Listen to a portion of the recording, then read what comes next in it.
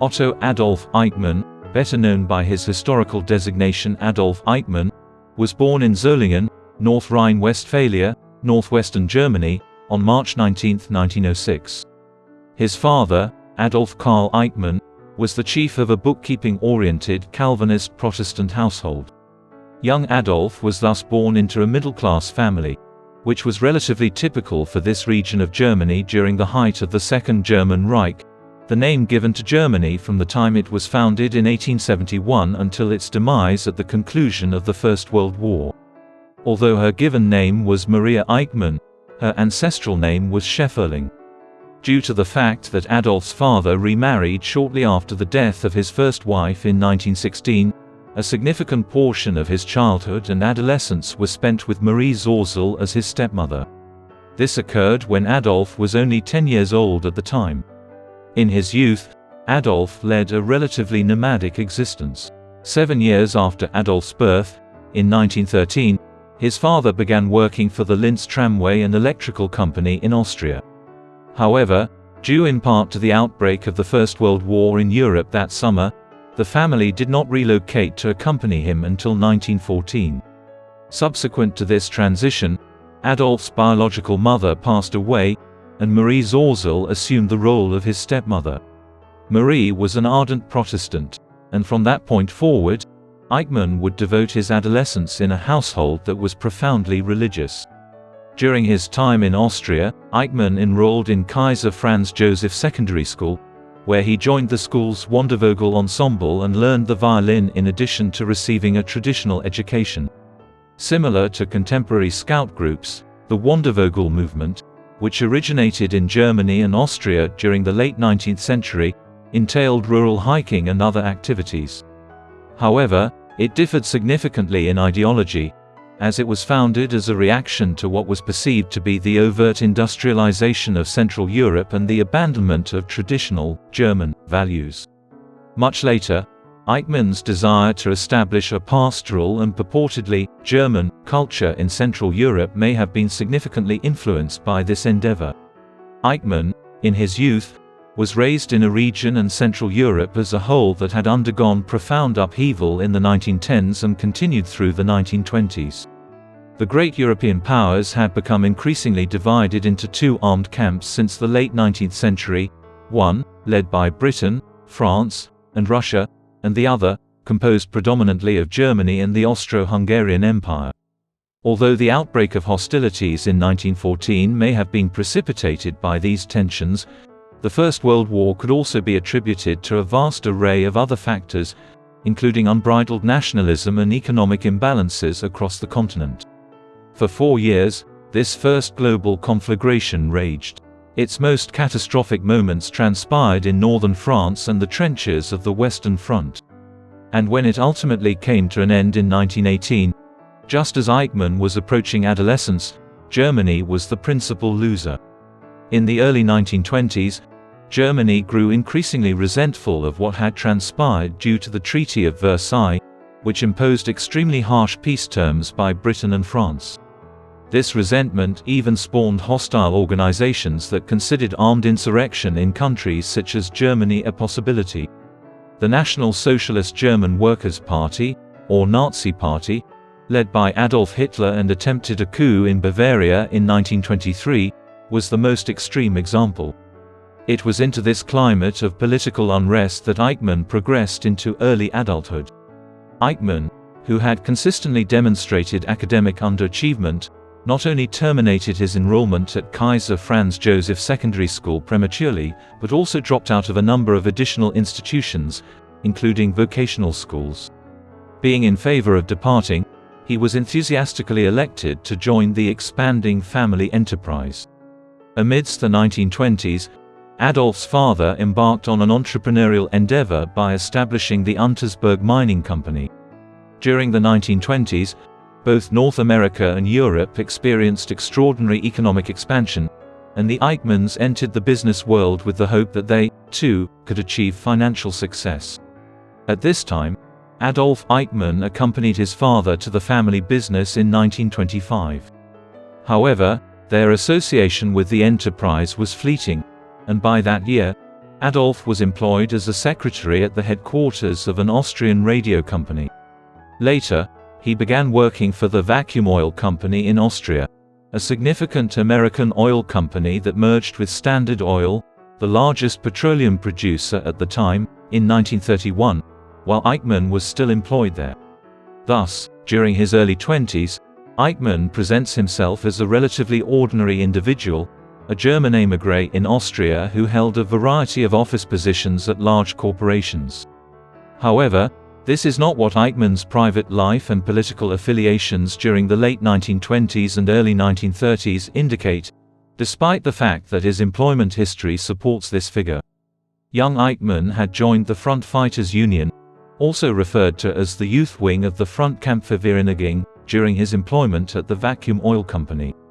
This militia movement was of the right wing and was founded by Hermann Hiltl, a former Austrian army officer who, like the leaders of the Nazi movement in Germany, including Adolf Hitler, a native Austrian, had been profoundly dissatisfied with the terms of the Treaty of Versailles, which had precipitated the First World War. Furthermore, Hiltl's movement shared a strong affiliation with Hitler's Nazi movement in Germany, as both groups advocated for pan-Germanism and fascism. Pan-Germanism envisioned a political unification of the German-speaking populations of Central Europe and those who adhered to German culture. The party additionally advocated for the German people to obtain Lebensraum, or living space, from the Slavic peoples of the region in order to acquire it from them. This notion originated in Eastern Europe. Moreover, and perhaps most significantly, the movement opposed the presence of European Jews in Central Europe vehemently. This anti-Semitic position would ultimately have a significant impact on Eichmann's political posture. The political climate in Central Europe underwent substantial transformations in 1933, which had profound and far-reaching consequences for the continent. At the beginning of that year, Adolf Hitler was sworn in as Chancellor of Germany, and the Nazis ascended to power. Notwithstanding their insignificance as a political party in Germany until the late 1920s, the subsequent Great Depression and the Wall Street crash had a profound effect on the German economy, thereby facilitating the rise of extremist political parties like National Socialism. In due course, Hitler and his adherents exploited the support of roughly 35% of German voters in order to attain absolute authority across the entirety of Germany. The nation would be rapidly transformed into a one-party dictatorship. Furthermore, as a consequence of this, the Austrian government made endeavors to suppress domestic movements that had ties to the Nazis in Germany. Eichmann affiliated himself with both the Austrian faction of the Nazi Party and the Schutzstaffel, an extramilitary organization affiliated with the Nazi movement, in 1932. However, shortly after Hitler and his party rose to power in the north, these were outlawed in Austria. The Austrian government, fortuitously concerned about the repercussions of a foreign power having political branches in their nation, prohibited them within months. The prohibition of the Nazi movement in Austria influenced Eichmann's subsequent actions significantly. Andreas Belek, one of the movement's leaders in Austria, crossed the border into Germany in the weeks following the prohibition imposed by the Austrian Nazis. From there, he began establishing a sort of Austrian Nazi party in exile, with operations emanating from Munich and Passau. At this time, Eichmann had joined the emigration and was a resident of Passau by autumn 1933. Furthermore, he assumed prompt command of a compact SS unit that was conducting operations from the border of Austria. A substantial portion of his early-stage efforts were devoted to the dissemination of leaflets and other forms of propaganda materials. There were several objectives pursued.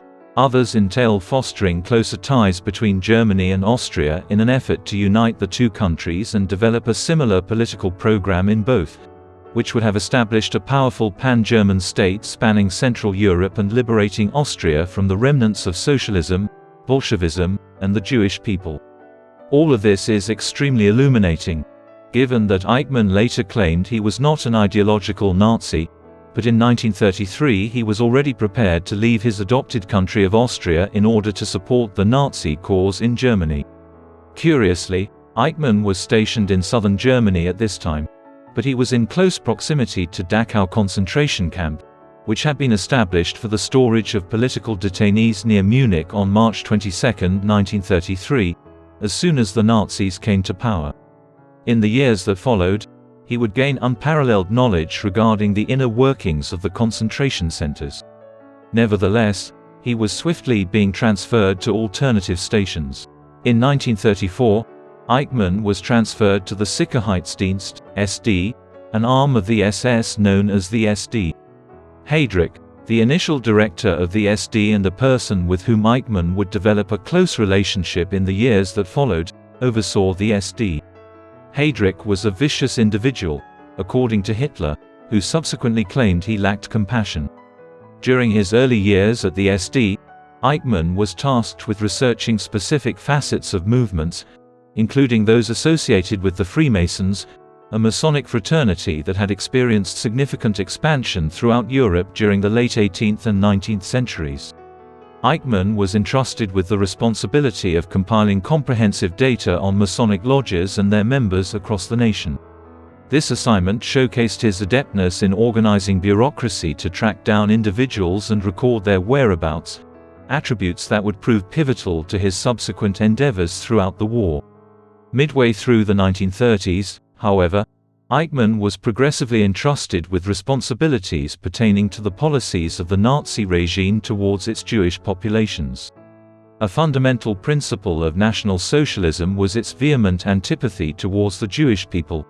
This antipathy manifested itself in Hitler's Mein Kampf, or My Struggle, a two-part diatribe published in the 1920s that combined elements of biography and political manifesto. The immediate persecution of the Jewish population in Germany commenced upon their rise to power in 1933. A significant portion of this was codified in the 1935 Nuremberg Laws. These effectively revoked the citizenship of Jews in Germany and enacted comprehensive laws that prohibited everything from Jewish sexual relations with non-Jewish Germans to the employment of non-Jews of certain ages by German Jews. The overarching objective was to economically and socially degrade German Jews within Nazi Germany. Everything would reach its zenith on November 9, 1938, when a massive wave of attacks against Jews and Jewish enterprises swept across Germany. The Kristallnacht, also referred to as the Night of the Broken Glass, caused significant destruction to Jewish businesses and properties, amounting to tens of millions of Reichsmarks in damages. Several hundred individuals perished as a result. Eichmann was a staunch critic of the emergence of another branch of the Nazi state's Jewish policy, although he did not play a pivotal role in Kristallnacht. During the initial stages of Hitler and his adherents' regime, the Nazis exhibited a reluctance to openly assault or exterminate Jews. Furthermore, a commitment to complying with international law persisted in this regard. However, it became immediately apparent that various strategies, including forced or voluntary migration, could be employed to expel German Jews from the country. A portion of this may have entailed economically coercing German Jews to voluntarily depart, whereas the notion that European Jews could establish their own state in a new region of the Middle East to evade the pervasive anti-Semitic sentiment that not only pervaded Germany but virtually the entire continent to differing degrees, persisted for decades. Particularly, since the late 19th century, a considerable number of people had regarded Palestine and its environs, the biblical homeland of the Jewish people, as a potential location for the establishment of a new state for the Jews of Europe. The Nazi regime presently deliberated on the feasibility of promoting this movement via a combination of coercion and incentives. Eichmann assumed a pivotal role in these endeavors. In 1937, he embarked on a journey to the Middle East, a region that had been annexed by Britain and France subsequent to the Ottoman Turkish Empire's decline and the conclusion of the First World War. British-mandated Palestine was where he discovered a flourishing Jewish community, and in the months that followed, the Nazi state's efforts to encourage migration to the region intensified. This action was consistent with the Haavara Agreement, a pact established in 1933 between specific Jewish organizations and the Nazi regime to facilitate the free movement of German Jews to Palestine. In addition, The Nuremberg laws and subsequent ruthless events in Germany, including Kristallnacht, caused approximately 250,000 of the country's 437,000 Jews to leave between the Nazis' takeover of power in 1933 and mid-1939. Concurrently, Eichmann had initiated matrimony during the mid-1930s. He wed Veronica, also known as Vera Liebel, on March 21, 1935. A total of 4 sons were born to him, 3 of whom were still in Europe at the time: Dieter in 1942, Horst Adolf in 1936, and Klaus in 1940. Furthermore, Eichmann ceased attending church in 1937, notwithstanding the fervent religious devotion that his stepmother had instilled in their Austrian household. An additional transition took place for Eichmann in 1938. The Anschluss, which occurred in March 1938, involved the union of Austria and Germany, resulting in the formation of a larger German state. Subsequently, Eichmann was readmitted to the nation that had served as his adoptive country during a significant portion of his youth. In this capacity, he was tasked with promoting and facilitating the escape of Jews from Austria to Palestine, other European countries, or any other location beyond the territorial control of the Nazi regime. The co-optation of local Jewish community groups and other organizations to facilitate this activity was, to put it mildly, the norm. Then, in August 1938, as a sub-department of the SD, the Central Agency for Jewish Emigration in Vienna was established to supervise the voluntary or semi-coerced emigration of Austrian Jews from the country. A senior position was granted Eichmann upon his appointment to the new agency. It accomplished its mission extraordinarily well, and Eichmann and his colleagues in this agency were deemed to be so effective in the months that followed that, when similar policies were subsequently adopted in Eastern and Western Europe and Western Europe, nearly identical offices were established that utilized methods virtually identical to those that had been implemented in Vienna since 1938. During this time, Europe was lurching towards war, with the Nazi regime, of which Eichmann had become a central figure, exerting almost complete control. In accordance with the terms of the Treaty of Versailles, which terminated the First World War, Germany was to maintain a limited military presence thereafter. However, as soon as the Nazi regime ascended to power in 1933, Hitler initiated the Luftwaffe, a reconstruction of the German armed forces and air force led by Hermann Göring. Following this, on March 7, 1936, a significant violation of the provisions of Versailles occurred when the Rhineland was remilitarized. The Rhineland, a region in western Germany bordering France and the Low Countries, had been intended to remain demilitarized. Even worse was to come. As we have seen, Austria was effectively annexed into a Greater Germany by the Nazi state in March 1938. The following autumn, Hitler's regime began exerting pressure on European powers to grant Austria permission to annex the Sudetenland, a substantial portion of Czechoslovakia. Then, by mid-1939, the only result of Britain and France's efforts to appease Germany was the establishment of Nazi puppet regimes in Hungary and Czechoslovakia. In response to Germany's invasion of Poland on September 1, 1939, the two Western powers formally declared war on September 3, 1939. With this, the Second World War began. As soon as the conflict progressed eastward into Poland and other occupied territories, including Czechoslovakia, the Nazi state's policy agenda regarding the Jewish population in those regions also expanded eastward in proportion. In fact, the sole distinction lay in the fact that due to the high preponderance of Ashkenazic Jews in those regions, the magnitude of these repressive measures would need to be escalated to align with the policies pursued by Hitler and the Nazis. Furthermore, Eichmann would play a pivotal role in these matters. Following a temporary assignment in Prague, the capital of the Czech Republic, he was reassigned to Berlin, where he assumed command of the Reich Central Office for Jewish Emigration, or Reichszentrale für jüdische Auswanderung. In this context, Eichmann was subordinate to Heinrich Müller, the director of the Gestapo, the most ruthless division of the German secret services. Furthermore, It is indisputable that Eichmann was selected for this position precisely at this juncture, as it brought to fruition his profound anti-Semitic ardor. His subsequent weeks and months of assignments served to underscore this point. For example, he was entrusted with the supervision of particular undertakings pertaining to the expulsion of tens of thousands of Jews from particular regions of Eastern Europe that had recently been conquered. These Jews were to be deposited in Jewish ghettos or concentration camps, one of which was established in Warsaw, the capital of Poland, in the immediate aftermath of the conquest. December 1939 marked an indication of Eichmann's growing significance in the Nazi regime's approach to the Jewish question.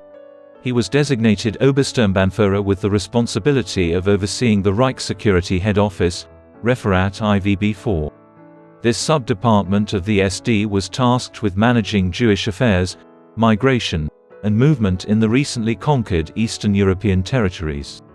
Furthermore, Eichmann's position within the SD was exclusively subordinate to Reinhard Heydrich, which served as an indication of his progressive seniority within the Nazi regime with regard to Jewish policy. He was subsequently responsible for numerous anti-Semitic initiatives in the 2 years that followed, such as the migration and ghettoization of Eastern Europe's Jews and the purported Germanization of Poland. Eichmann subsequently asserted that certain conditions he observed in Poland for the Jews of the region horrified him, but this claim is completely disregarded. In Poland, he allegedly devised a strategy for the deportation and ghettoization of more than 500,000 Jews within weeks of assuming that position in late 1939. In fact, it appears that Eichmann's actions were constrained by the rivalry of other high-ranking Nazis who sought to attribute the implementation of draconian anti-Jewish policies in Eastern Europe. At this juncture of the conflict, the Nazi objective was to relocate the Jewish population of Europe to a location beyond the continent, preferably one that did not belong to the German Reich. At this juncture of the conflict, however, it was not foreseen that the Nazis would execute millions of Jews across the continent in mass murder. There were numerous resettlement initiatives, and Eichmann quickly assumed a central role in them.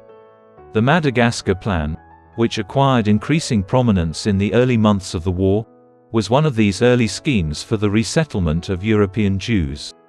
This plan called for the migration of the majority of Jews from Europe to Madagascar, a sizable island situated in the Indian Ocean near East Africa's coast. Despite the notion's apparent absurdity and perversity to contemporary sensibilities, it was not a novel concept when the Nazi High Command first considered it seriously in 1940.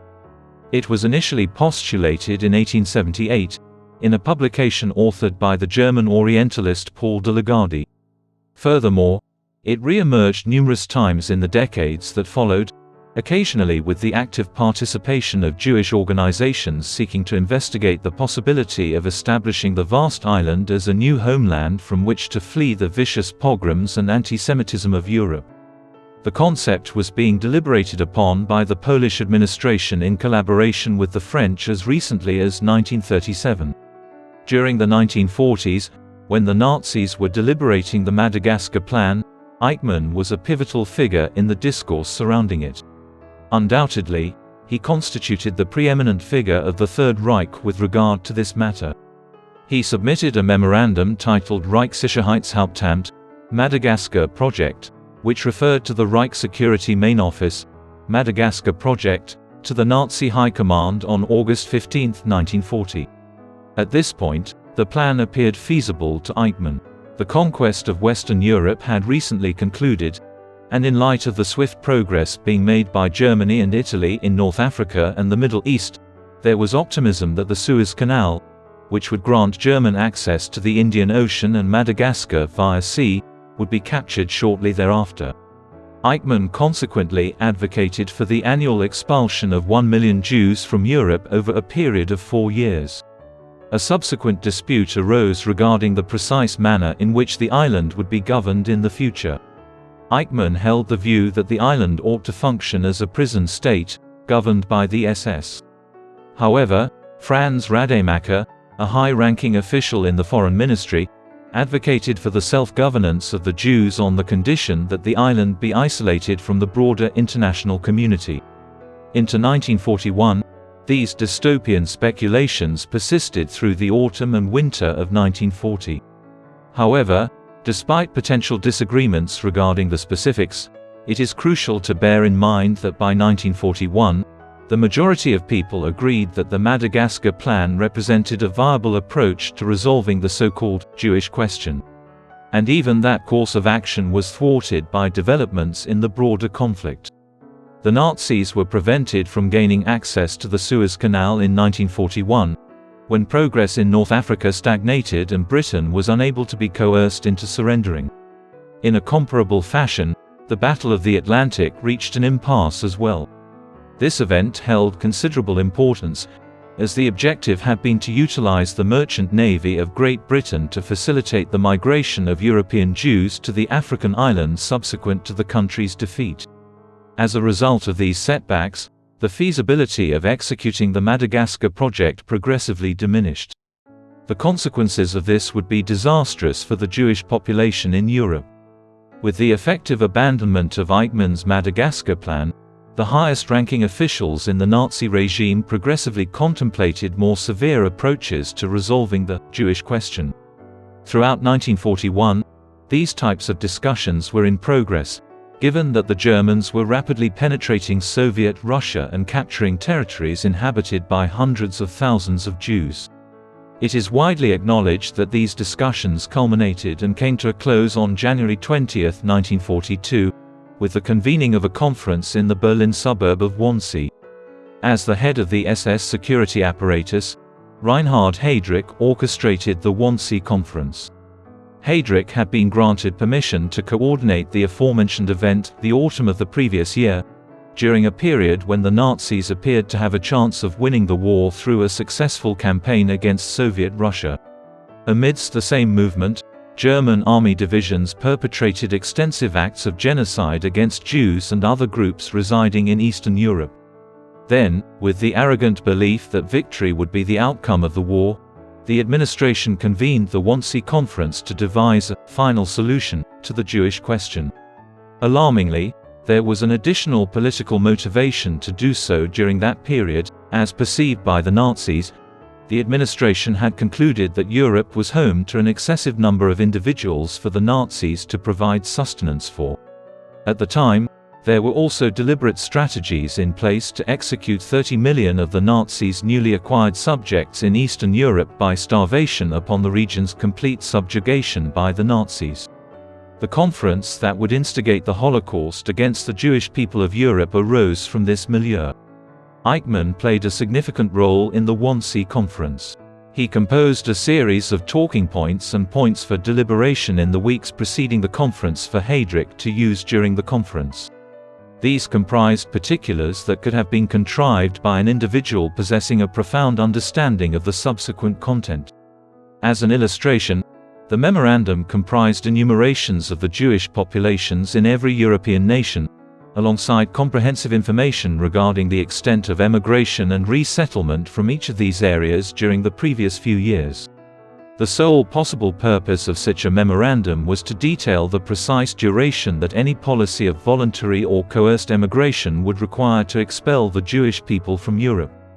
In addition, whereas Heydrich presided over and acted as a visible administrator of the Wannsee Conference, Eichmann managed it primarily from the background, organizing numerous aspects, supervising the taking of minutes, preparing documents, and handling its aftermath.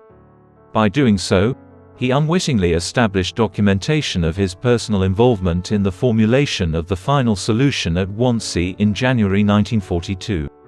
While it is indisputable that Hitler and the highest levels of the Nazi regime bore ultimate responsibility for the Holocaust, individuals like Heydrich and Eichmann played pivotal roles in it in ways that were notably significant in their own right. Eichmann's pivotal involvement in the implementation of the final solution and the subsequent Holocaust of European Jews persisted in the aftermath of the Wannsee Conference. The final solution advocated for the forced relocation of millions of Jews to a number of concentration camps or death camps across Central and Eastern Europe, comprising several dozen sites. Notable examples of these locations include Auschwitz-Birkenau, Treblinka, and Sobibor, which have come to symbolize the atrocities of fascism in the 20th century. Furthermore, the deportation program was officially designated as Operation Reinhard in honor of Heydrich. However, throughout these proceedings, Eichmann served as the principal intermediary between the various SS offices, the SD, and the other departments that were engaged in the deportations. The final solution essentially mandated that the majority of Jewish arrivals be gas chamber executed once they reached these locations. Moreover, this typically transpired hours after the initial arrival at a camp. The notion that individuals were detained for extended durations at locations like Treblinka is a rarefied one. Those who managed to survive the Nazi extermination camps were exclusively those who could be utilized as slave labor or who were otherwise useful. From 1942 to 1944, Eichmann played a pivotal role in orchestrating the deportations to the concentration centers. For instance, he was tasked with supervising the tally of Jews in each deportable area and seizing any remaining property they owned. The Nazi regime, which grew ever more resource-starved as the war stretched on interminably, subsequently seized the seized property. This position as an organizer, a bureaucrat whose primary responsibility was policy implementation rather than policy development or control, enabled Eichmann to later portray himself as a mere bureaucrat, one who was as entangled in the Nazi state apparatus as any other individual. For example, one of the responsibilities he had during this time was to coordinate the train schedule for the transportation of European Jews from areas like the Warsaw Ghetto to the death camps. At first glance, the coordination of a train timetable may appear to be an ordinary task, potentially innocuous if the individual responsible for it were oblivious to the destinations of the trains. However, there is strong evidence to suggest that Eichmann was fully cognizant of the far-reaching consequences his actions would have had on those who were compelled to board those trains. His complicity in the atrocities committed by the Third Reich became more glaring in 1944. In response to the Hungarian government's covert offers to the Allies to negotiate a peace treaty, Hitler issued an order for the March 1944 invasion of Hungary in early 1944. Rapidly thereafter, Eichmann was promptly deployed to the region and the country came under direct German administration. During Hungary's period of self-government, the Jewish population had been relatively unaffected by the Nazi regime. However, with the country now fully occupied by Germany, the lives of its 750,000 Jews were in imminent danger. Over the course of the subsequent 6 months, Eichmann bore direct responsibility for supervising the Holocaust in Hungary. During the summer of 1944, he orchestrated trains that transported up to 3,000 Jews daily to Auschwitz for execution. Moreover, by the late summer, when deportations were halted, more than 400,000 Hungarian Jews had perished. Even when directives were issued to halt the deportations, Eichmann disregarded them and persisted for a considerable period of time. Eichmann supervised the forced death march of tens of thousands of Jews from Budapest to Vienna during the early winter of 1944, among other atrocities. Consequently, his utterly pivotal role in the Hungarian atrocities cannot be questioned. Additional incriminating evidence exists regarding Eichmann's involvement in the Holocaust and his enthusiastic participation in the same, dating back to the final weeks of the conflict. As the Russians advanced into Central Europe and the Anglophone Allies crossed the Rhineland during the final months of the conflict, directives were received to halt the deportation of Hungarian Jews to the extermination centers. A considerable number of camp commanders and prominent individuals within the Reich, cognizant of the impending consequences for their actions, endeavored to minimize the potential accusations that could be leveled against them. However, Eichmann disregarded these directives, and during the final months of the war, the deportation of Jews to concentration camps proceeded in the regions under his command. During the final days of the war, Eichmann reportedly told a group of people in Berlin that he considered the extermination of 5 million Jews in Europe to be a purported achievement of the conflict and one in which he should be particularly proud for having contributed. After considering the aforementioned information, His subsequent assertions that he was merely an administrator carrying out the directives of his superior commanders lack credibility. The Holocaust, in which Eichmann played a pivotal role in its organization, culminated in one of the most heinous atrocities ever perpetrated. During the period spanning from early 1942, when the decision was made to execute the final solution, to the last weeks of the war in 1945, an estimated 6 million Jews from Europe perished. While some perished in pogroms and massacres, the majority were deported to infamous death camps like Auschwitz-Birkenau, where they were frequently gassed to death within hours of their arrival. Those who managed to survive were typically subjected to forced labor, frequently until their demise. Consequently, the Holocaust of Europe's Jews occupies a unique position in history. Certain occurrences, such as the artificial famine caused by Chairman Mao's Great Leap Forward in China during the late 1950s and early 1960s, potentially claimed the lives of 60 million individuals. However, the majority of this unplanned mortality did not stem from deliberate actions. The Holocaust is distinguished by the methodical, clinical, and heinous fashion in which it was conceived, coordinated, and carried out. Adolf Eichmann was instrumental in all three facets: preparation, coordination, and implementation. Nonetheless, the atrocities committed by Eichmann, Heydrich, Hitler, Himmler, and a great number of others in orchestrating the Holocaust would not remain concealed for much longer. During the initial implementation of the final solution in 1942, the trajectory of the conflict in Europe and beyond was undergoing a transformation.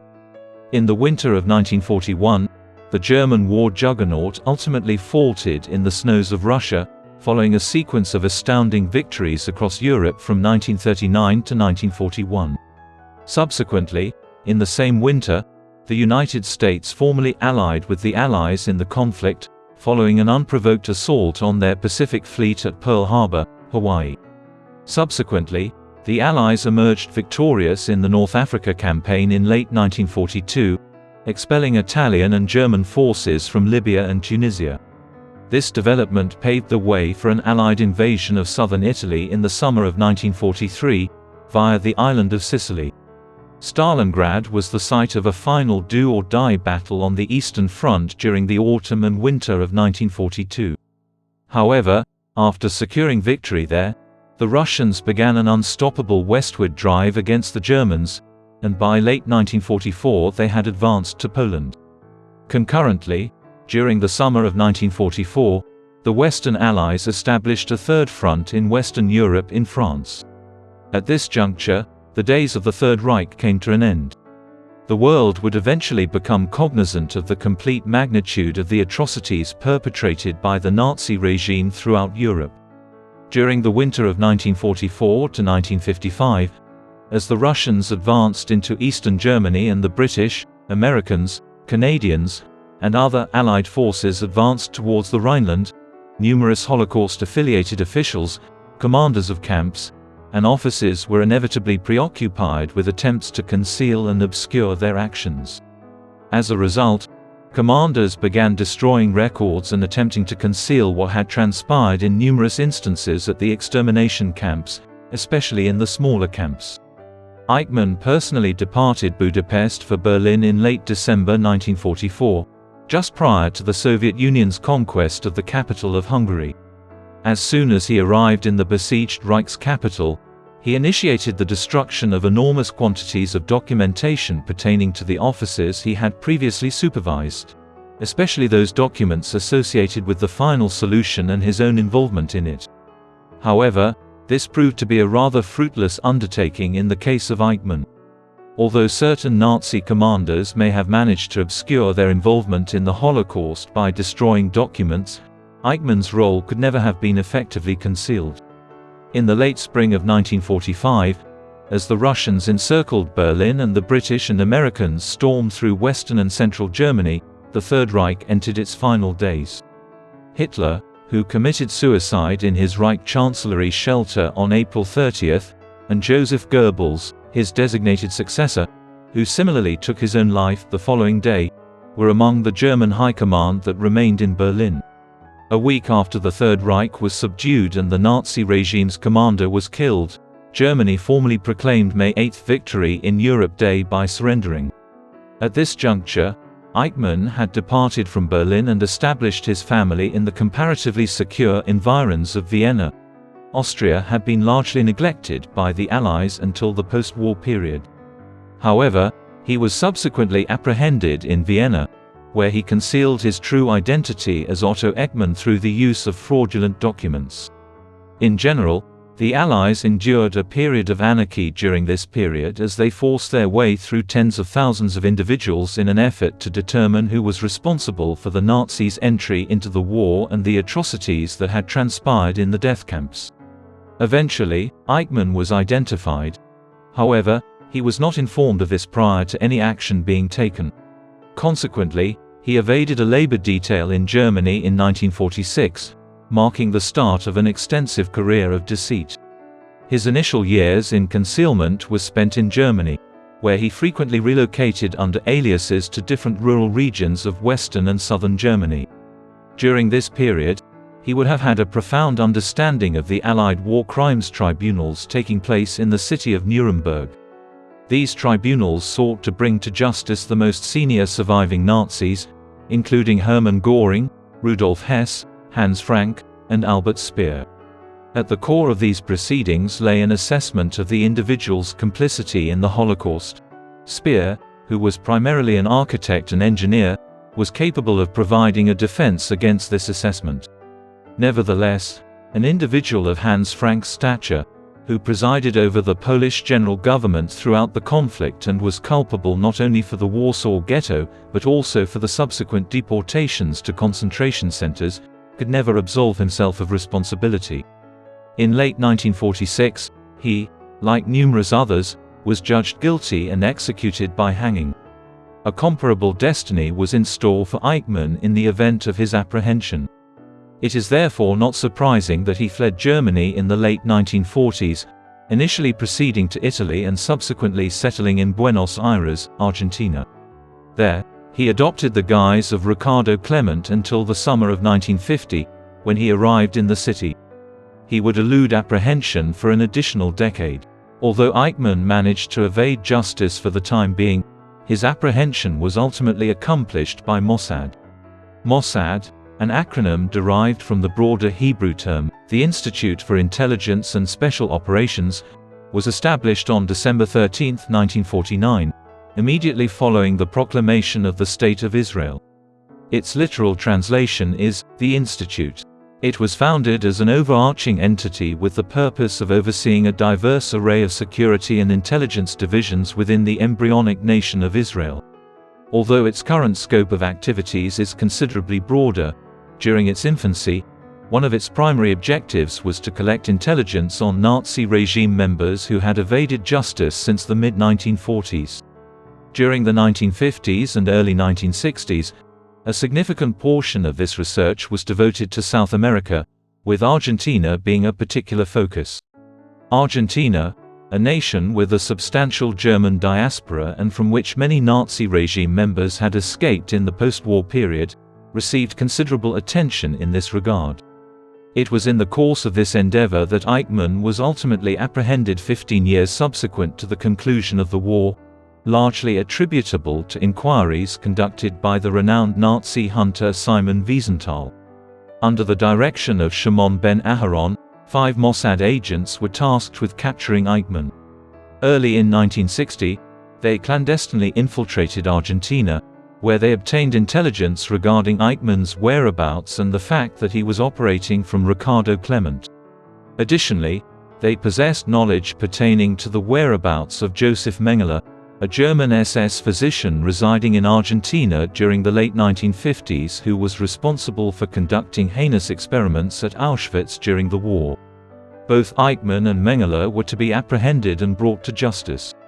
Mossad was provided with information regarding the whereabouts of Eichmann by Wiesenthal, who had located the family residence of Eichmann in Buenos Aires, specifically on Garibaldi Street within the city.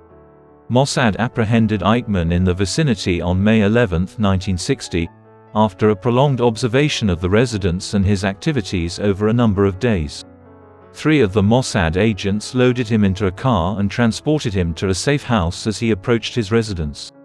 On the contrary, the endeavor to apprehend Mengele proved to be less fruitful, given that he had already obtained intelligence regarding his potential capture and had evaded to Brazil. Notwithstanding numerous extradition requests, he managed to evade apprehension for the duration of his life, until his demise in 1979. Mossad was operating without authorization from the Argentine government and beyond its sphere of authority in Argentina.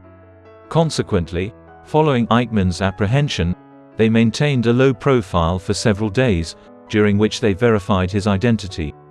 They then attempted to smuggle Eichmann out of the country by afflicting him with drugs and afflicting him as a flight attendant on a commercial aircraft.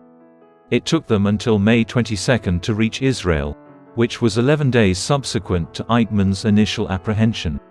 At that location, Prime Minister David Ben-Gurion made a global announcement regarding the apprehension of a highly infamous surviving Nazi war criminal. Regrettably, this did not garner the widespread approbation that would have been anticipated. The Argentine government, which had long ignored the fact that Nazi war criminals were hiding in its territory, objected to Mossad's illegal operation there, constituting a violation of its sovereign territory. Several Western nations, including the United States and the United Kingdom, were concerned about what Eichmann might say in his trial regarding former members of the Nazi regime who had been repurposed to work for the West after the war. The Eichmann trial commenced on April 11, 1961, and concluded on December 15, 1961, after a duration of approximately 8 months. A daily interrogation was conducted, and surviving documentation from that period was meticulously cross-referenced with Eichmann's own statements to ascertain the veracity of his statements. In the course of his interrogation, Eichmann declared unequivocally that he did not hold anti-Semitic views. As an illustration, he asserted that he had never perused Hitler's Mein Kampf, a notoriously anti-Semitic work, or other significant anti-Jewish texts like the Protocols of the Learned Elders of Zion. However, he did express disagreement with a number of the anti-Semitic articles that were published in Nazi periodicals and publications, including Der Stürmer. On the contrary, he asserted that he frequently perused Jewish literature and possessed a genuine fascination and admiration for Jewish culture. He further mentioned his former subscription to the Encyclopaedia Judaica, a Jewish periodical, and his perusal of Theodor Herzl's The Jewish State, which advocated for the establishment of a Jewish state for European Jewry. Thus, one peculiar characteristic of one of the masterminds behind the final solution was his admission during his trial that he had, in fact, advocated for Jewish culture in Europe. Eichmann endeavored to present himself as an unquestioning bureaucrat who merely complied with directives issued by his supervisors. He disavowed any accountability for the mass murders and the supervision of the deportations to the death camps. He went on to say that he was subject to orders and was required to comply with them, in a totalitarian state where failure to do so resulted in a short life. Furthermore, he stated that although he may have been cognizant of the atrocities taking place in the camps, his responsibility entailed the relocation of the Jewish population of Europe from specific regions under his jurisdiction to alternative areas. Furthermore, upon being informed of the operation of the gas chambers, he claimed to have been personally uneasy, stating, "I was horrified. My neurons are insufficiently robust. I am incapable of bearing witness to such events without being profoundly affected by them." Subsequently, when queried about his presence during a mass killing at a particular camp, he admitted to being present but testified that he did not peer into the chamber in question. He had heard the screams but was unable to gaze upon them because they were so horrifying. He subsequently stated that he had endeavored to prevent himself from ever having to visit the camps in person, but acknowledged that he continued to coordinate transportation to the camps. Due to his unfounded arguments and imploring for his innocence, Eichmann was met with contempt.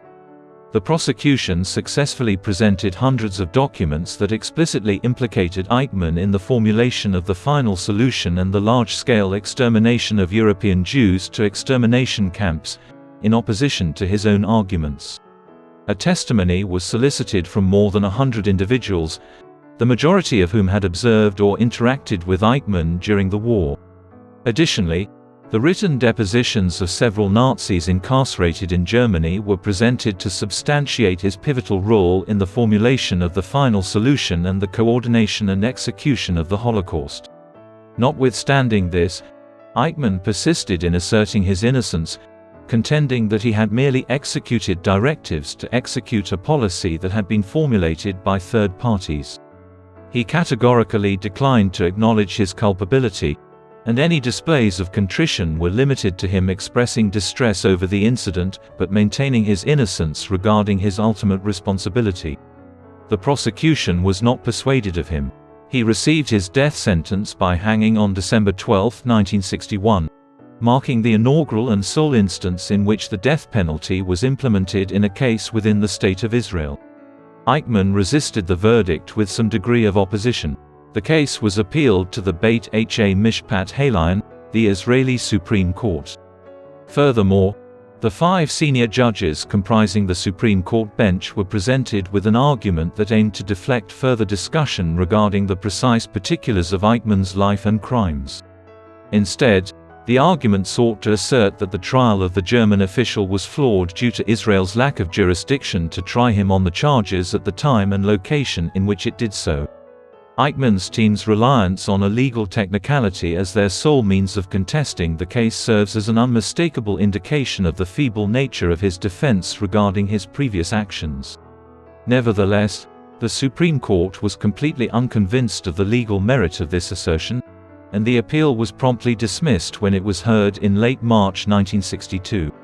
Eichmann's final desperate attempts to evade his fate included pleading for extradition to West Germany, where he would presumably serve a life sentence, or obtaining clemency from Israeli President Yitzhak Ben-Zvi, which would mitigate the death sentence. However, these endeavors were in vain, and in late May 1962, it was reaffirmed that Eichmann would be put to death.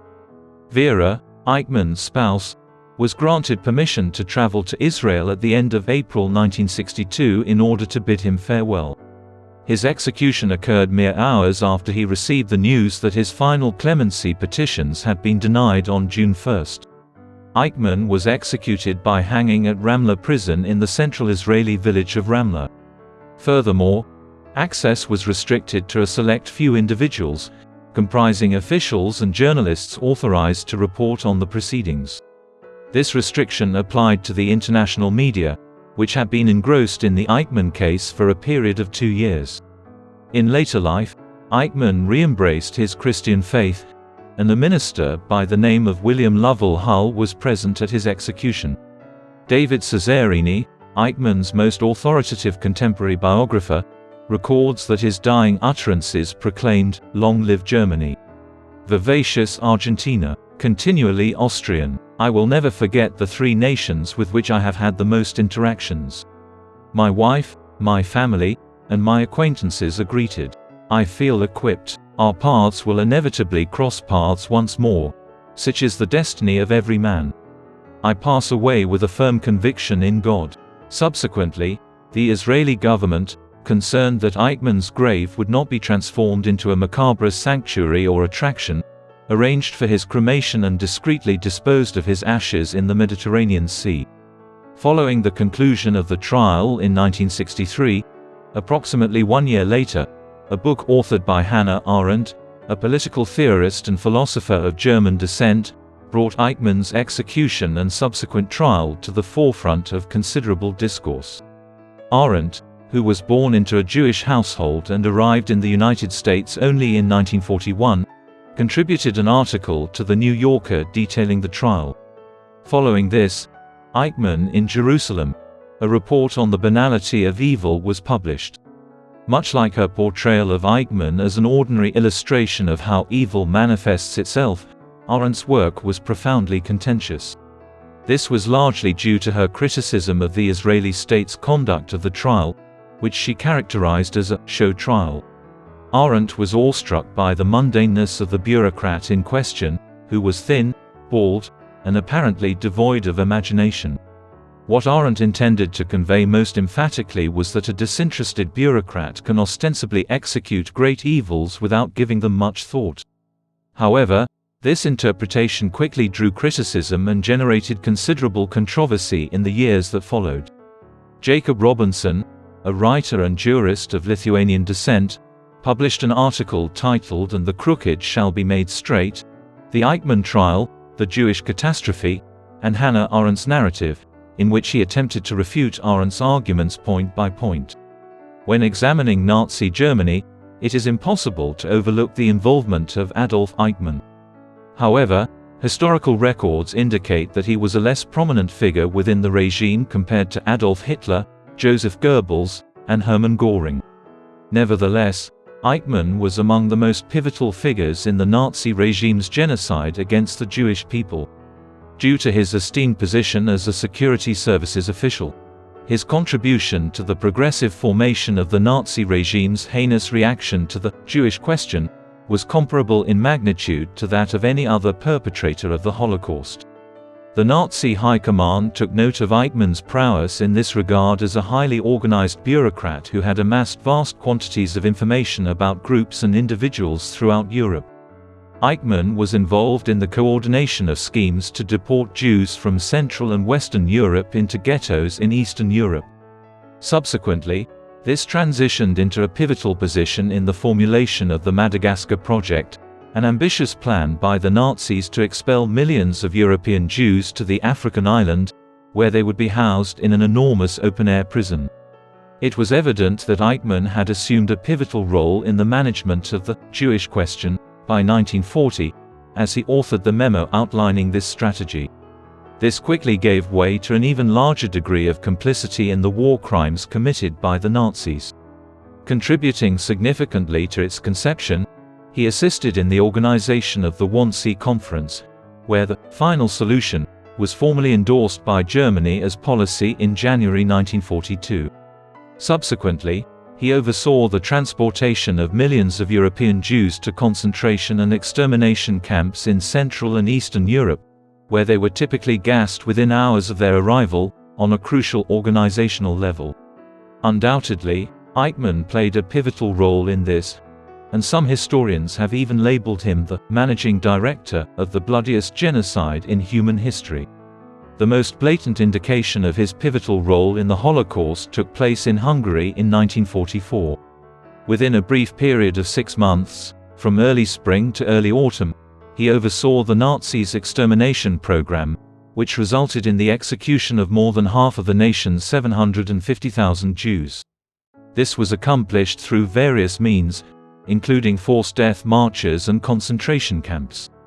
Eichmann subsequently demonstrated minimal to no contrition for any of these incidents.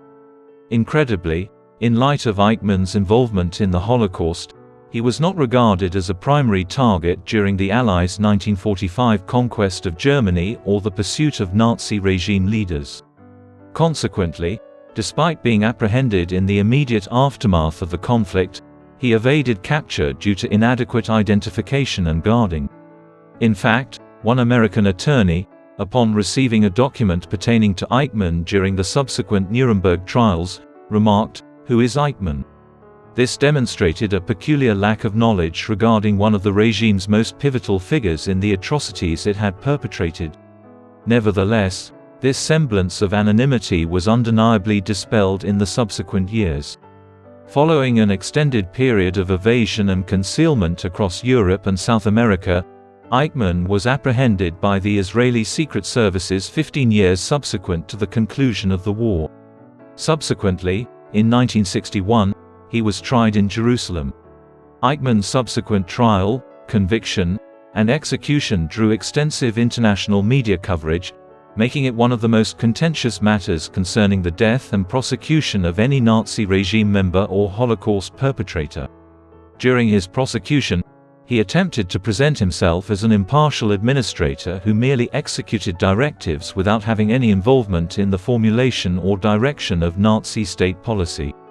The aforementioned self-deprecating narrative served as the foundation for Hannah Arendt's renowned characterization of Eichmann, an embodiment of the banality of evil, wherein an individual can perpetrate heinous acts while believing they are merely carrying out directives. However, despite the fact that Arendt's description has shaped numerous interpretations of Eichmann, its accuracy is difficult to believe. Adolf Eichmann was one of the most influential figures throughout the final solutions development, participating in its progression at each stage. Regardless of the arguments presented during his prosecution, Adolf Eichmann was without a doubt a key architect of the Holocaust. In your opinion, what is Adolf Eichmann like? Did he emerge as one of the most malevolent masterminds of the Third Reich as a whole? Or did his prosecution testimony that he was merely a bureaucrat carrying out orders lack any semblance of credibility? Please let us know in the comment section, and in the meantime, thank you very much for watching.